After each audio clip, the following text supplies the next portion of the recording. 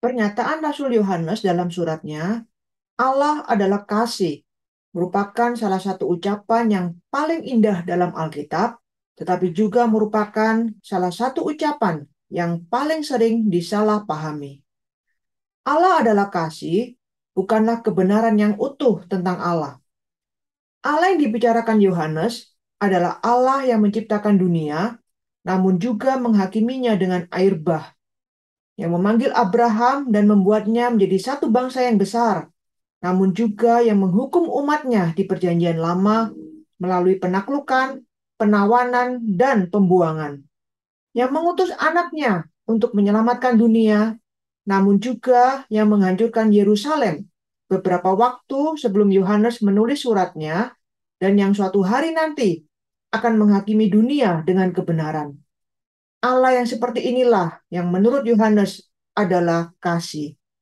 Tidak mungkin menyanggah bahwa Allah yang adalah kasih tidak bisa juga merupakan Allah yang mengutuk dan menghukum ketidaktaatan. Kasih Allah adalah kasih yang kudus. Allah yang diperkenalkan Yesus bukanlah Allah yang acuh tak acuh terhadap sikap moral yang menyimpang, melainkan Allah yang mengasihi kebenaran dan membenci kejahatan. Allah yang merindukan agar anak-anaknya Haruslah kamu sempurna, sama seperti Bapamu yang di sorga adalah sempurna. Allah tidak akan bersekutu dengan orang yang tidak mau hidup kudus. Orang yang ia perkenan selalu ia beri disiplin dengan keras agar mereka bisa mencapai apa yang ia inginkan. Tuhan menghajar orang yang dikasihinya, dan ia menyesah orang yang diakuinya sebagai anak. Dia menghajar kita untuk kebaikan kita, supaya kita beroleh bagian dalam kekudusannya. Memang tiap-tiap ganjaran pada waktu ia diberikan tidak mendatangkan sukacita, tetapi duka cita. Tetapi kemudian ia menghasilkan buah kebenaran yang memberikan damai kepada mereka yang dilatih olehnya. Kasih Allah itu keras, sebab ia menyatakan kekudusan dalam diri sang kekasih dan berusaha menuntut kekudusan dari orang yang dikasihi.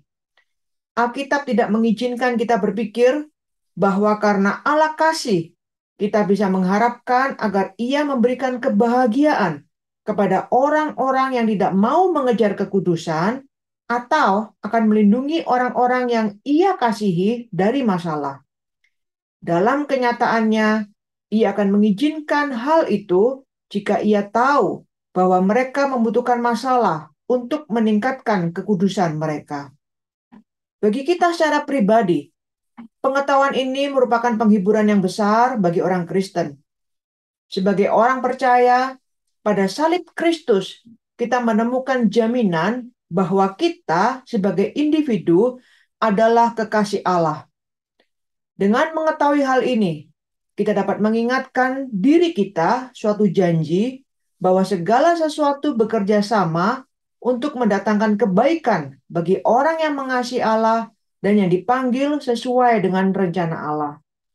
Perhatikan, tidak hanya beberapa hal, tetapi segala sesuatu.